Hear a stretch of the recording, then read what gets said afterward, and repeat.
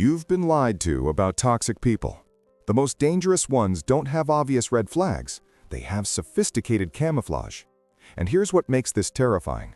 Harvard research shows the average person wastes 4.5 years of their life in toxic relationships they could have identified in the first 60 seconds of meeting.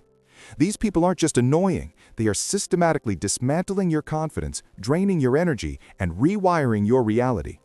In the next 3 minutes, I'll reveal the instant psychological signs that expose them before they can even put on their mask, subtle tells that 99% of people miss completely. Let's start with the most powerful one, something that happens in their first sentence to you.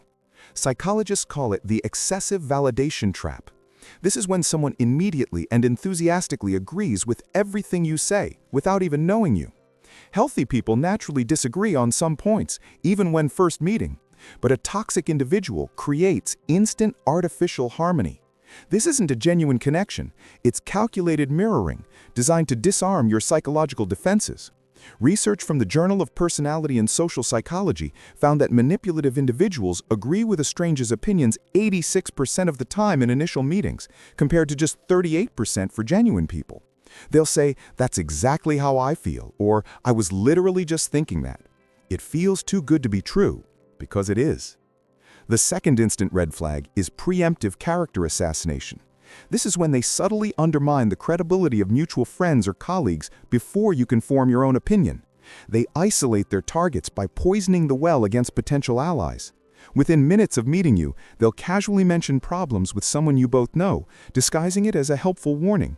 They'll say things like, "Oh, you're working with Sarah. She's great, but just be careful." They're not being helpful. They are eliminating your support system in advance. The third sign is the immediate boundary test. Have you ever met someone and immediately felt uncomfortable but couldn't explain why?